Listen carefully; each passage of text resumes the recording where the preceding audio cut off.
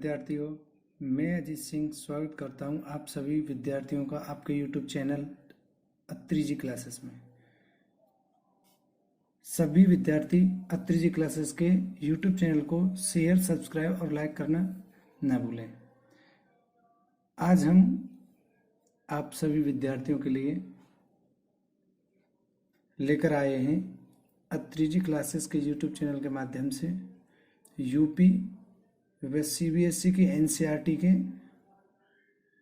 Based science के complete course classes, जिसमें complete course कराया जाएगा जो क्लास 8 से और 12th तक, जिसमें तुम्हारी तीनों साइंसेस होंगी, फिजिक्स, केमिस्ट्री, बायोलॉजी,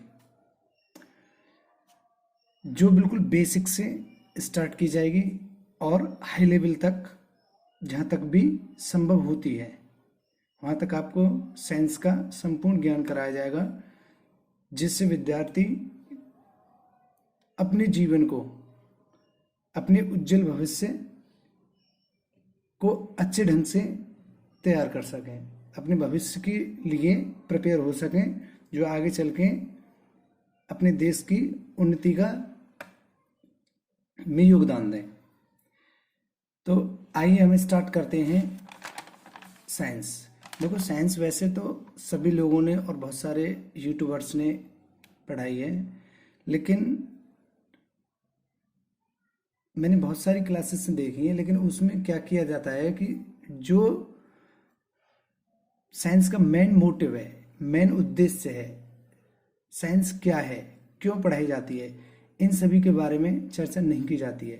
इसलिए हम आपके बिल्कुल बेसिक से, यानी कि साइंस क्या है, क्यों हम अपने लाइफ में यूज करते हैं, क्या साइंस का हमारा यूज है, साइंस हमारे लिए कितनी उपयोगी है, बिना साइंस नहीं होती तो क्या नहीं होता, इन सारे क्वेश्चनों का जवाब ढूंढते हुए और इन सारे क्वेश्चनों का जवाब अपने साथ रखते हुए हम क्या करेंगे, आज साइंस के बारे में पढ़ेंगे। और ये जो क्लासेस होगी बायलैंग्वेज होगी, इसमें दोनों लैंग्वेजों में, यानी कि हिंदी और इंग्लिश के विद्यार्थी आसानी से समझ पाएंगे। ये मेरी ज़्यादा से ज़्यादा कोशिश होगी। तो चलिए हम स्टार्ट करते हैं साइंस के टॉपिक को। सभी विद्यार्थी अपने मित्रों को अधिक से अधिक शेयर करें। अच्छा, चलो स्टार्ट करते हैं। सबसे पहले हम स्टार्ट करते हैं तुम्हारा विज्ञान। देखो, सबसे पहला क्वेश्चन बनता है हमारे दिमाग में, एक क्वेश्चन आता है कि साइंस क्या है, हम क्यों पढ़ते हैं साइंस को, आखिरकार साइंस में ऐसा क्या है जो इतना इस पर बल दिया जाता है पढ़ाने पे, और टीचर्स भी इतना जोर क्यों देते हैं, इसका कारण क्या है। तो सबसे पहले हमारा क्वेश्चन होगा व्हाट इज साइंस। तो सबसे पहले क्या क्वेश्चन होगा हमारा, व्हाट इज साइंस। तो सबसे पहले विज्ञान क्या है। एक मिनट, सॉरी। तो सबसे पहले होगा हमारा विज्ञान क्या है, ठीक है, यानी कि विज्ञान क्या है। तो और इंग्लिश में व्हाट इज साइंस। ये क्वेश्चन बहुत सारे विद्यार्थियों के मन में आता है जब भी वो किसी भी सब्जेक्ट को पढ़ने स्टार्ट करते हैं। सबसे पहले क्वेश्चन आता है कि साइंस क्या है। तो साइंस जो शब्द है उसे इंग्लिश में लिखते हैं हम साइंस। ये जो शब्द है, इस साइंस की शब्द की उत्पत्ति जो है, साइंस शब्द की जो उत्पत्ति हुई है वो ग्रीक भाषा के लैटिन वर्ड से हुई है। लैटिन वर्ड साइंटिया से बना है, जिसका अर्थ है जानना। यानी कि देखते हैं साइंस, यानी कि साइंस अर्थात विज्ञान। जब हम विज्ञान शब्द का क्या करते हैं, संधि विच्छेद करते हैं, यानी कि इसको तोड़ के लिखते हैं, तो कैसे लिखा जाता है, यानी कि वी प्लस ज्ञान, अर्थात परिभाषा, परिभाषा है कि इसकी परिभाषा क्या है।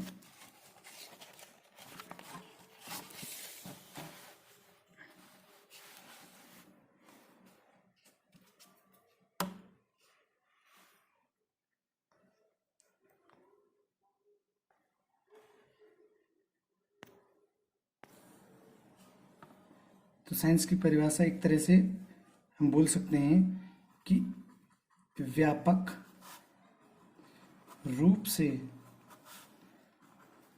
प्रकृति का व्यवस्थित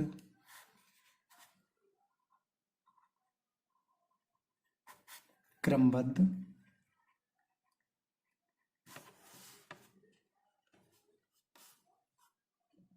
सुपरिभाषित सुसज्जित अध्ययन करना ही विज्ञान कहलाता है। विज्ञान कहलाता है, करना ही विज्ञान कहलाता है। यानी कि जो भी हमारे नेचर में विद्यमान है, जो भी हमें दिखाई दे रहा है और जिसको भी हम देख पा रहे हैं या जो भी हमें महसूस कर पा रहे हैं, यहाँ तक दिखाई नहीं बल्कि जो हम महसूस भी कर पा रहे हैं, उन सभी के बारे में अध्ययन करना ही क्या कहलाता है, क्रमबद्ध सुसज्जित अध्ययन करना ही क्या कहलाता है, विज्ञान। क्रमबद्ध सुसज्जित का मतलब है कि साइंस के अंतर्गत जितने भी शब्द या जितने भी वर्ड यूज किए जाते हैं, उन सभी वर्ड की क्या होती है, एक प्रॉपर डेफिनेशन होती है। यानी कि उन शब्दों को, हर शब्द को क्या किया जा सकता है, डिफाइन किया जा सकता है, उनकी एक प्रॉपर डेफिनेशन हो सकती है। जैसे हम बात करते हैं एयर, एक छोटा सा उदाहरण लेते हैं एयर, एग्जाम्पल में एयर। तो एयर वायु, वायु है क्या, एक तरह से वायु प्राणवायु जो जो जैसे बोलते हैं हम, जिससे हम सांस के रूप में लेते हैं, आखिरकार उसमें वो है क्या। देखो स्पेशल इसमें हम ऑक्सीजन ही नहीं लेते, हमारे जो एटमॉस्फेयर में इसमें कई सारी गैसेस क्या होती हैं, मिक्सर होती हैं। यानी कि वायु क्या है, वायु एक तरह से बोल सकते हैं वायु बहुत सारी गैसेसों का मिश्रण है। क्या है, मिश्रण है। यानी कि एक तरह से इंग्लिश में क्या बोलेंगे इसे, यानी कि air is many gases of mixture, many gases of mixture. यानी कि वायु क्या है, वायु बहुत सारी गैसों का मिश्रण है। क्या है, मिश्रण है। अब दूसरा नंबर बात करते हैं हम, जैसे वायुमंडल। देखो वायुमंडल साइंस में ही ये शब्द क्या किए जाते हैं, यूज किए जाते हैं, और इसकी भी हम क्या कर सकते हैं, एक प्रॉपर डेफिनेशन दे सकते हैं। जैसे देखो वायुमंडल क्या है, वायुमंडल को अगर हम देखें तो वायु मतलब मंडल, एक तरह से हवा का घेरा, हवा का घेरा। यानी कि एक तरह से क्या कर सकते हैं, कह सकते हैं कि पृथ्वी के चारों तरफ हवा की क्या एक चादर है, जो प्रकृति को क्या करती है, हर तरह के मौसम में उसे उसके टेम्परेचर को मेंटेन रखती है। इसी प्रकार हम वायुमंडल को भी परिभाषित करते हैं कि वायुमंडल क्या है, the atmosphere is the blanket of air, blanket of air on earth. यानी कि वायुमंडल जो है हवा की एक चादर है, जो पृथ्वी के चारों तरफ, सराउंडिंग चारों तरफ क्या कर रखती है, उसे घेरे रखती है। ठीक है। अच्छा, ऐसे ही बहुत सारे शब्द हैं कि जितने भी शब्द क्या करते हैं हम यूज करते हैं, कोई भी वर्ड जिससे यूज करते हैं हम साइंस के अंतर्गत, उसे क्या कर सकते हैं, हम डिफाइन कर सकते हैं। अब बात करते हैं हम साइंस की प्रकृति की। देखो साइंस क्या है, उसकी नेचर कैसा है साइंस का। साइंस को हम पढ़ते हैं, क्यों पढ़ते हैं, ठीक है। तो अब आगे टॉपिक होगा हमारा विज्ञान की प्रकृति, विज्ञान की प्रकृति यानी कि nature of science, nature of science, nature of science. देखो साइंस की प्रकृति है कैसी, नेचर ऑफ साइंस। ठीक है, अच्छा।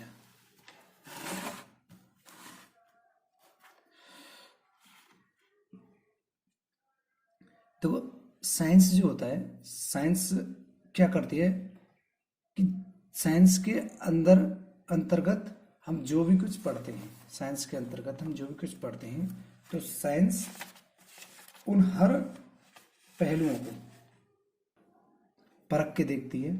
जैसे सबसे पहला पॉइंट आता है कि नंबर 1, सबसे पहला पॉइंट आता है प्रत्यक्ष सत्य। प्रत्यक्ष सत्य यानी कि डायरेक्ट ट्रू, मतलब वास्तविकता सत्य क्या है। एक तरह से बोलेंगे विज्ञान सदैव उसे मानता है, विज्ञान सदैव उसे मानता है और उसे ही अपनाता है जो वास्तव में क्या होता है, संभव। यानी कि साइंस कभी भी किसी अंधविश्वास पर क्या नहीं करता है, विश्वास नहीं करता है। उदाहरण के लिए जैसे पेड़ से फल का गिरना, आज से कुछ टाइम पहले जब साइंस का पूर्ण रूप से अस्तित्व में नहीं थी, साइंस हालांकि साइंस हर सब्जेक्ट पहले से ही था, लेकिन लोगों के सामने खुलकर प्रेजेंट टाइम में जब से आई है, इसके अंतर्गत जब से ही क्या हुआ है, बारे में जब लोग जानने लगे, इसको पढ़ने लगे, इसके बारे में समझने लगे, तब से वो साइंस के।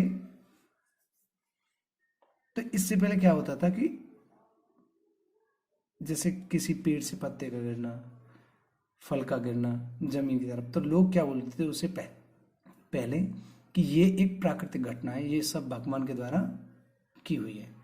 जब साइंस अस्तित्व में आई है तब से क्या हुआ है कि इसका कारण क्या है, इसका कारण होता है कि पृथ्वी के अंदर एक ऐसा फोर्स होता है जो हर वस्तु को अपनी तरफ क्या करती है, खींचती है। यानी कि उस फोर्स को क्या बोलते हैं, ग्रेविटेशन फोर्स। इस तरह से हम क्या बोल सकते हैं कि साइंस किस पे विश्वास करती है, प्रत्यक्ष सत्य पे, ना कि किसी झूठ या फिर अंधविश्वास पर। दूसरा टॉपिक आता है हमारा दूसरा, विश्लेषण। यानी कि साइंस जिस किसी भी विषय पर या जिस किसी भी तथ्य पर सर्च करती है, रिसर्च करती है, तो उस शब्द के बारे में, उस वस्तु के बारे में पूर्ण रूप से एनालिसिस करती है। यानी कि क्या करती है कि विज्ञान किसी भी जो तथ्य होता है, कोई भी जो तथ्य होता है, उसे मानने से पहले उसके प्रत्यक्ष भाग का मतलब उसके सामने जो भी चीज है उसके सूक्ष्मतम छोटे से छोटा, सूक्ष्मतम का मतलब है छोटे से छोटे भाग का क्या करती है, अध्ययन करती है, मतलब एनालिसिस करती है। यानी कि पॉइंट टू पॉइंट उसके अंदर जाके क्या करती है, उसे जांचती है और वास्तव में उसका प्रत्येक भाग सत्य निकलता है। अगर जांचने में उसका प्रत्येक भाग सत्य निकलता है, यानी कि जो भी वास्तव में सोचा था, थिंकिंग की थी, वही है, तब उसे क्या करते हैं, साइंस अपना लेती है और उसे क्या बना देती है, अपनी एक थ्योरी बना देती है। ठीक है, अगले टॉपिक आता है परिकल्पना। उसके बाद अगला आता है परिकल्पना, यानी कि सेकंड क्या है तुम्हारा, विश्लेषण। विश्लेषण का मतलब है एनालिसिस, इसे बोलते हैं हम एनालिसिस। इसे क्या बोलते हैं हम, एनालिसिस। तीसरा टॉपिक आता है हमारा परिकल्पना। परिकल्पना का मतलब है थिंकिंग, थॉट, मतलब किसी के बारे में हम क्या करते हैं, सबसे पहले कल्पना करते हैं, इमेजिनेशन करते हैं। सबसे पहले क्या करते हैं हम, इमेजिनेशन। देखो वैज्ञानिक विचारधारा में क्या है, परिकल्पना, एक तरह से परिकल्पना का क्या होता है, स्थान अत्यंत ही महत्वपूर्ण है। बिना परिकल्पना के कोई भी तथ्य पर विचार करना असंभव है। इसीलिए परिकल्पना के द्वारा पहले हम क्या करते हैं, आंकड़े एकत्रित करते हैं और उन आंकड़ों के आधार पर कथन प्रस्तुत करते हैं। उन आंकड़ों के आधार पर हम क्या करते हैं, कथन प्रस्तुत करते हैं। उन आंकड़ों के आधार पर क्या करते हैं, हम कथन प्रस्तुत करते हैं।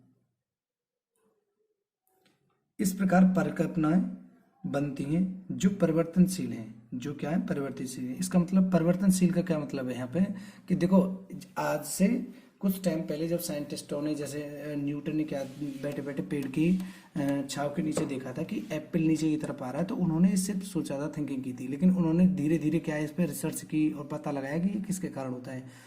लेकिन जैसे जैसे उस टाइम के अकॉर्डिंग और आज के अकॉर्डिंग साइंस ने इतनी इम्प्रूवमेंट और इतनी सफलता हासिल कर ली है कि जो कुछ कमियां पहले थीं, आज उनको क्या किया जा रहा है, दोबारा से रीचेक किया जा रहा है हर सिद्धांत को। अगर किसी सिद्धांत में किसी कारणवश जो पास्ट में गलतियां हुई हैं या फिर किसी गलती की वजह से उसे थ्योरी मान लिया गया है, तो आज उस पर रिसर्च किया है कि वास्तव में ही जो उस टाइम पे रिसर्च करने में जो हमारे आउटपुट या जो रिजल्ट था, क्या आज भी वही रिजल्ट है। तो इस पे क्या किया जा रहा है, परिकल्पना मान ली जाती है और उनको क्या किया जाता है, सिद्धांत बना दिया जाता है। अगर कोई परिकल्पना गलत सिद्ध होती है तो उसे नकार दिया जाता है। ठीक है, उसके बाद में आगे आते हैं पक्षपात रहित। चौथा टॉपिक आता है तुम्हारा पक्षपात रहित, यानी कि क्या नहीं होता है, ये किसी के फेवर में नहीं होती है।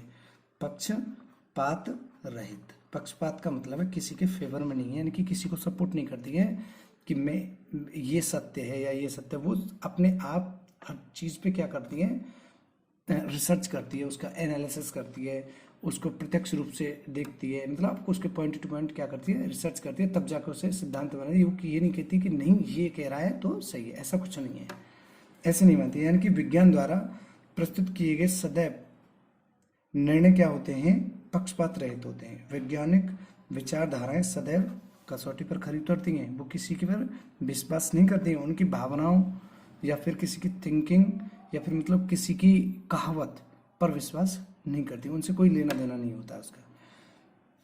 पांचवा टॉपिक आता है तुम्हारा वस्तुनिष्ठ। पांचवा आता है वस्तुनिष्ठ, यानी कि ऑब्जेक्टिव्स। वस्तुनिष्ठता, वस्तुनिष्ठता इसका कहने का मतलब है कि विज्ञान वस्तुनिष्ठ मानकों पर निर्भर करती है। वस्तुनिष्ठ मानक का मतलब है कि एक फिक्स्ड मानक होने चाहिए, उनके द्वारा जो अपनाए हुए मानक हैं उन पर निर्धारित होती है। ऐसा नहीं है वो काल्पनिक रूप से मान लिया माना, ये मानते नहीं है, ये बस क्या करते हैं कि एक फिक्स मानक निश्चित कर देते हैं, उसी के द्वारा ये हो पाएगा। अगर हम उससे हटके मानक यूज करते हैं तो हमारा रिजल्ट क्या होता है, गलत साबित होता है।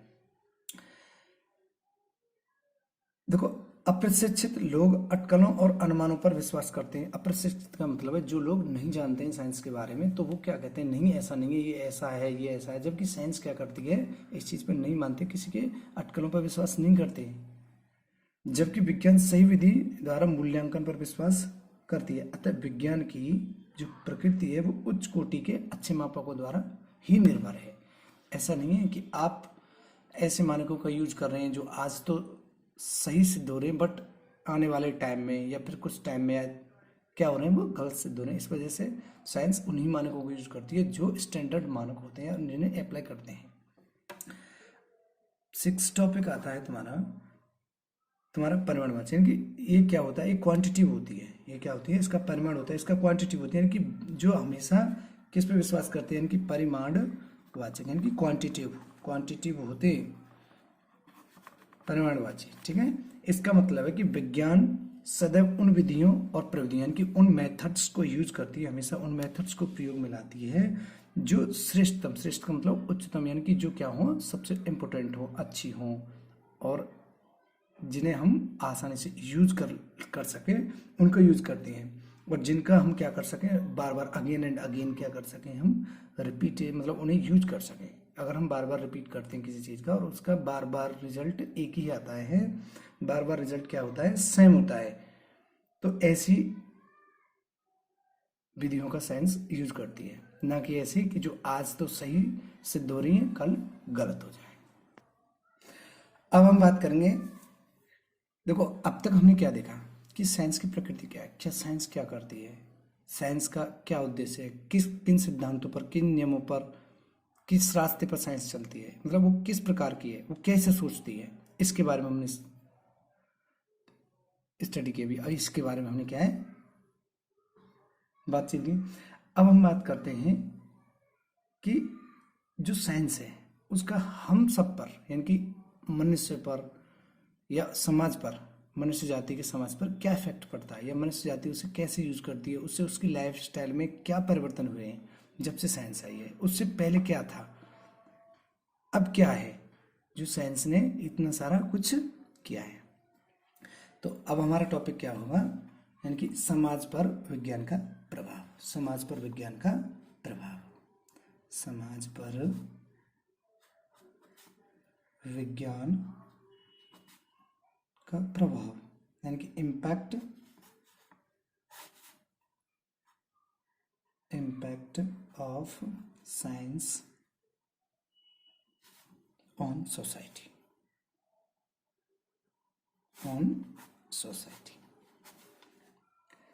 इनकी समाज पर अब इसका क्या इफेक्ट पड़ता है।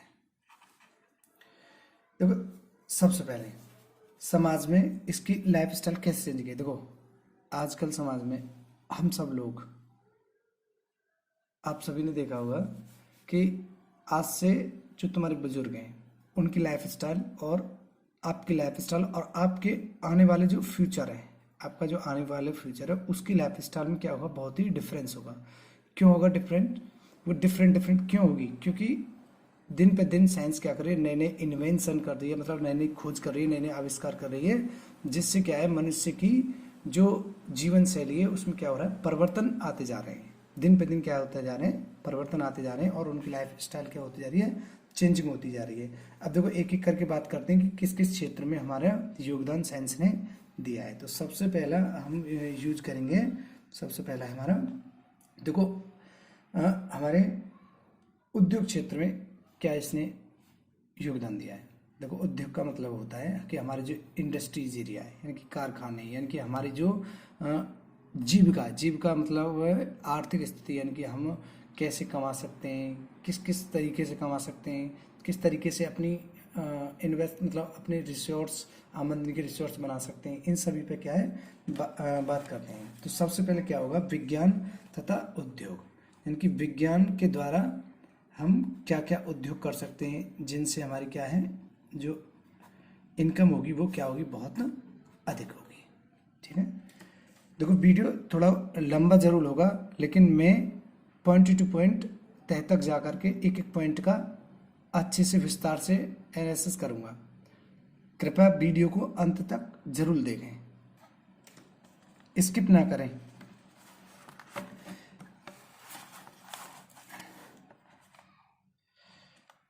देखो, विज्ञान ने उद्योग के क्षेत्र में महत्वपूर्ण क्रांति लाई है। विज्ञान ने क्या किया है, महत्वपूर्ण क्रांति लाई है, इनकी जैसे देखो बहुत सारे यंत्र विज्ञान के द्वारा, बहुत सारी, देखो पहले क्या होता था कि जो पैसे थे, अभी आपने सुना होगा कि 2016 में, सुना होगा क्या, सभी ने देखा होगा और सभी के मम्मी पापा ने, आपने भी देखा होगा कि पहले क्या है, जो मुद्रण थी, मुद्रण का मतलब है जो करेंसी थी, उस करेंसी में क्या हुआ है, परिवर्तन हुआ था 2016 में नरेंद्र मोदी के द्वारा। प्रधानमंत्री जो हमारे श्री नरेंद्र मोदी जी के द्वारा क्या किया गया है, करेंसी को परिवर्तित किया गया है।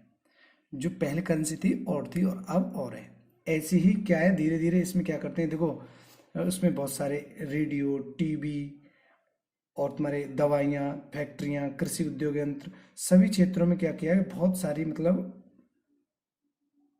क्रांति लाई है, बहुत सारी क्या है इन्वेस्ट मतलब क्रांति लेके आई है। अगले बात करते हैं हम दूसरा स्वास्थ्य पर। देखो, स्वास्थ्य पर इसने क्या किया है, विज्ञान ने हमारे जो स्वास्थ्य का मतलब हमारी हेल्थ सेक्शन में क्या किया है, हेल्थ पर क्या किया है। हेल्थ के लिए देखो, आपने सुना होगा कि आज से लगभग 100 साल मान लो, या फिर 100 ही मान लो, उससे पहली लाइफ स्टाइल अलग थी। हालांकि देखो, डॉक्टर तो थे, वैद्य भी थे, लेकिन आज के डॉक्टर्स और जो पास्ट के डॉक्टर्स हैं, यानी कि जो पहले डॉक्टर्स हुआ करते थे, उनमें और आज में जमीन आसमान का फर्क है। क्योंकि आज वो डॉक्टर्स क्या करते थे, वो सिर्फ अपने ज्ञान के आधार पर ही क्या करते थे, उसको किसी भी रोग का उपचार करते थे, उसको उसके बारे में जानकारी रखते थे। लेकिन आज क्या करते हैं डॉक्टर्स, पहले हर चीज़ का एनालिसिस करते हैं, उसके बारे में सोचते हैं, उसके बारे में देखते हैं कि क्या ये, इसका क्या रीज़न हो सकता है, ये किस कारण हुई है, इसका जो हुई है इसके ये मतलब इससे क्या इफेक्ट पड़ेगा, और इससे जो इफेक्ट है उससे क्या इसका रिजल्ट होगा, इन सभी के बारे में सोचते हुए वो क्या करते हैं, उसका उपचार करते हैं। तो आपने सुना होगा, देखो जैसे आज कोरोना वायरस जैसी क्या चल रही है, बहुत घातक बीमारी चल रही है, जो क्या करते हैं हमारे इंटरेक्ट करने से या आसपास रहने से या खांसी जुकाम वगैरह से क्या होती है, वो फैल जाती है। तो अगर यही जो बीमारी है, यानी कि आज की जो बीमारी है, अगर ये आज से 100 साल पहले होती, 100 125 साल पहले होती, यानी कि ये होती, तो इसका रिजल्ट क्या होता? देखो, इसका रिजल्ट ये होता कि लोगों में इस बीमारी के प्रति एक तो बिल्कुल भी क्या नहीं होता, सचेतना नहीं होती। सचेतना का मतलब है इनके बारे में जानकारी नहीं होती कि ये भी कोई बीमारी फैली हुई है, ऐसा भी कुछ हुआ है। तो इस चीज़ में कोई जानकारी नहीं होती। अगर ये हो भी जाती है तो आज के उसमें युग में देखो, इसमें बहुत सारी वैक्सीन्स बनाई जा रही हैं जो लोगों के लिए अवेलेबल कराई जा रही है। लेकिन उस टाइम पे क्या है, साइंटिस्ट जो डॉक्टर्स है वो इतने सामर्थ्य नहीं थे कि इतनी आसानी से और जल्दी से जल्दी किसी रोग का क्या कर सकें, उपचार कर सकें। ये सब किसके जरिए से हो पाया है? साइंस के जरिए से हो पाया है। तो साइंस ने क्या किया है, देखो, विज्ञान ने मानव की आयु को ही दोगुना कर दिया है। विज्ञान ने मनुष्य की आयु को दोगुना कर दिया है। क्यों? क्योंकि पहले क्या करता था, मनुष्य कोई छोटी सी बीमारी होती थी, बुखार में जुकाम खांसी हो जाते थे और बहुत जल्दी क्या हो जाती है, उनकी डेथ हो जाती है। लेकिन आज क्या होता है, घातक से घातक बीमारी जैसे कैंसर और यहाँ तक कि बहुत सारे एक्सीडेंट्स और तुम्हारा कॉमा, ट्यूमर वगैरह, इन सब का भी इलाज होना संभव हो चुका है। जैसे हार्ट अटैक होना, इन सब के बारे में भी क्या हो चुका है, इलाज हो सकता है। लेकिन पहले इसका इलाज नहीं था, क्योंकि ये किस वजह से हो पाया है? साइंस की वजह से ही हो पाया है। विज्ञान ने केवल बीमारियों के कारण खोजने में ही सहायता नहीं की है, अपितु उन बीमारियों की रोकथाम तथा दूर करने में भी सहायता की है। देखो, जैसे पहले क्या होता था, छुआछूत से बीमारी हो जाती थी, तो उसको दूर करने के लिए क्या किया है, साइंस ने बहुत ही अच्छा योगदान दिया है। जैसे सर्जरी करना, टीके लगाना और तुम्हारा रेडियोग्राफी करना, क्रोमोग्राफी करना, सोनोग्राफी करना। मतलब सोनोग्राफी का मतलब है शरीर के सारे अंगों की जानकारी रखना, जैसे तुम्हारे इंटेस्टाइन की, हार्ट की, लंग्स की, किडनी की और लीवर की, और यहाँ तक कि जितनी भी अंदरूनी जानकारी हैं जिनके बारे में मतलब हम बाहर से नहीं देख पाते, उनकी भी अब क्या किया जा सकता है, उपचार किया जा सकता है। उनको टीके दिए जा सकते हैं। उसके बाद में बात करते हैं, देखो पहले क्या होता था, अब ऑपरेशन भी होते थे तो बहुत ज़्यादा चीड़फाड़ होती थी। लेकिन साइंस ने ऐसी मशीनों को बनाया है जो बिना टाँके लगाए भी, यानी कि बिना किसी चीड़फाड़ के भी आसानी से शरीर के अंदर के पार्ट्सों को क्या कर सकते हैं, अच्छे से ठीक कर सकते हैं। अब तीसरे नंबर पे बात करते हैं हम। देखो, हमारी कृषि में यानी कि जो फार्मर्स हैं, उनके लिए क्या योगदान दिया है, उनकी एग्रीकल्चर में क्या क्या टेक्निक आई हैं, एग्रीकल्चर की जो क्या है, नई नई विधियां हैं,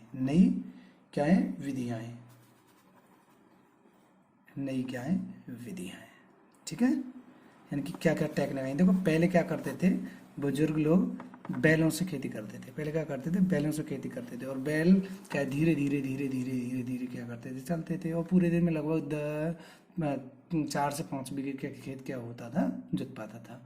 लेकिन आज के समय में क्या है, आज के समय में देखो ट्रैक्टर्स हैं बहुत सारे, और रूटावेटर्स, कल्टीवेटर्स, और तुम्हारे क्या नाम है, साइल पाटा, मतलब बहुत सारे ऐसे यंत्र हैं जो कुछ घंटों में खेत को क्या कर देते हैं, बिल्कुल फसल को मतलब कुछ घंटों में बो देते हैं।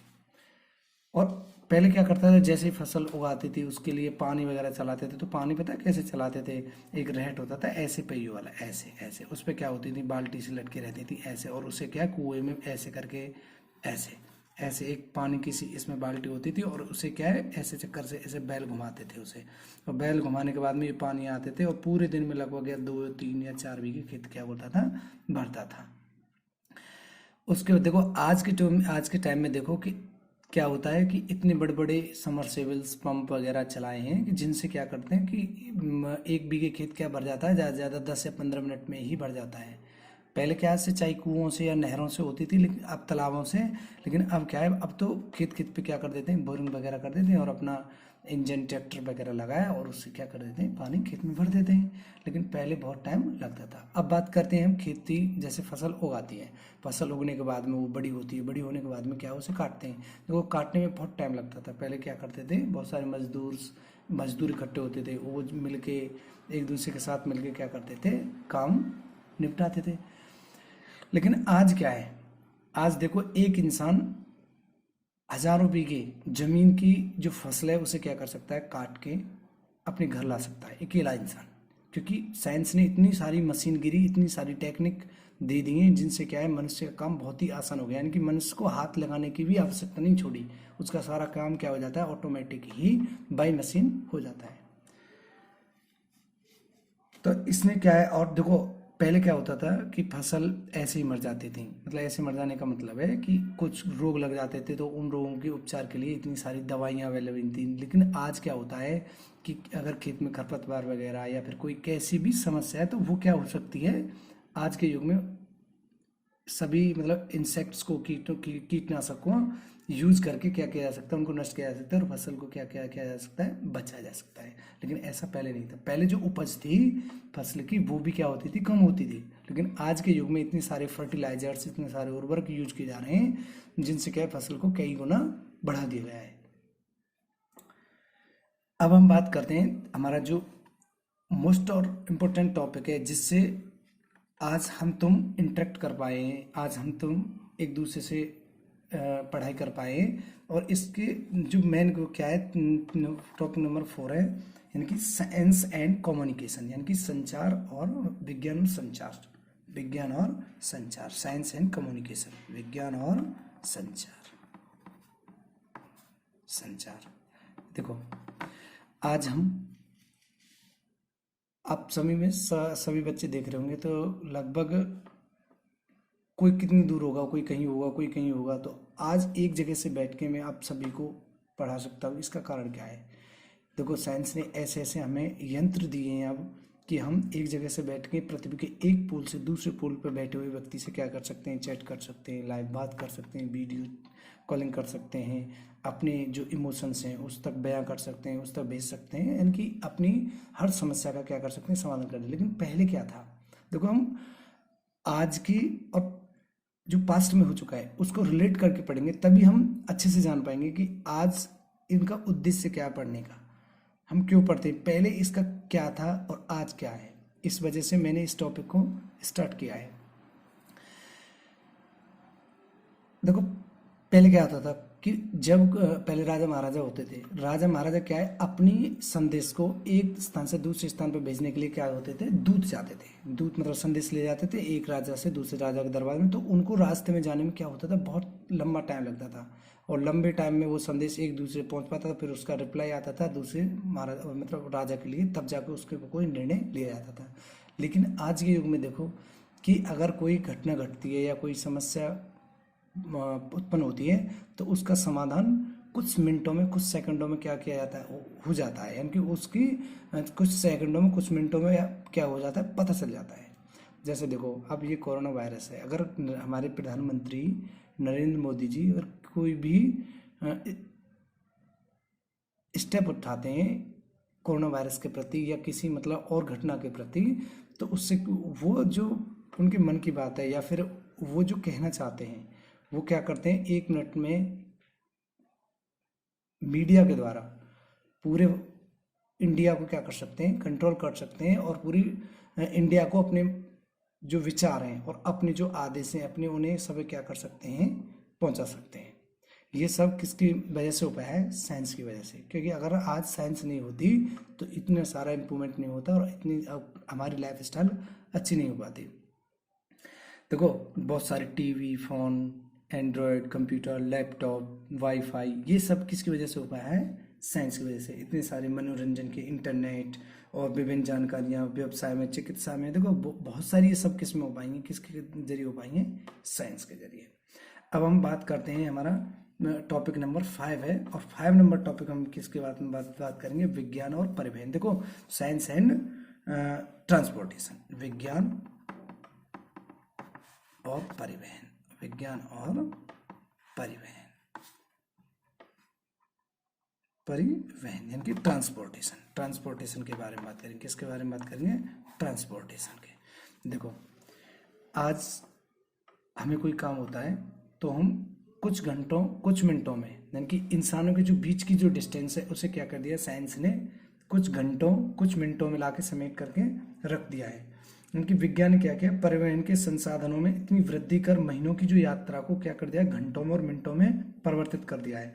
देखो, दुनिया के परिवहन के साधनों द्वारा प्रत्येक कोने की यात्रा करना अब कम से कम समय में क्या कर सकते हैं हम, संभव हो पाया है। देखो, पहले क्या करते थे बुजुर्ग, बैलगाड़ियों वगैरह या पैदल वगैरह की कहीं की यात्रा करते थे, लेकिन अब क्या है, अब किसी को अमेरिका जाना है या फिर किसी को जर्मनी, इंग्लैंड, पोलैंड वगैरह कहीं भी जाना है तो फ्लाइट पकड़ के तुरंत स्टार्ट, और कुछ घंटों में क्या पहुंच जाते हैं एक स्थान से दूसरे स्थान पर। इतनी 1000 किलोमीटर की दूरी को क्या कर सकते हैं हम, तय कर सकते हैं। जबकि इसी दूरी को क्या करते, देखो वास्को डी गामा किसके द्वारा आया था, मतलब नाव के द्वारा, तो उससे भी बहुत दिन लगे थे। आज की अपेक्षा और पास्ट की अपेक्षा देखो कितना इम्प्रूवमेंट किया है साइंस ने, कैसे कैसे यंत्र बनाए। देखो, पैरासोनिक मतलब ध्वनि की गति से चलने वाले यंत्र, और इतनी स्पीड से क्या कि मिसाइल्स और रॉकेट, और इसी की वजह से हम आज चंद्रमा तक और यहाँ तक कि मंगल ग्रह तक और यहाँ तक कि सूरज तक भी पहुँच पाए। वो किसके कारण? सिर्फ साइंस के कारण। साइंस ही ने ये चीज़ सब क्या क्या संभव हो सका है।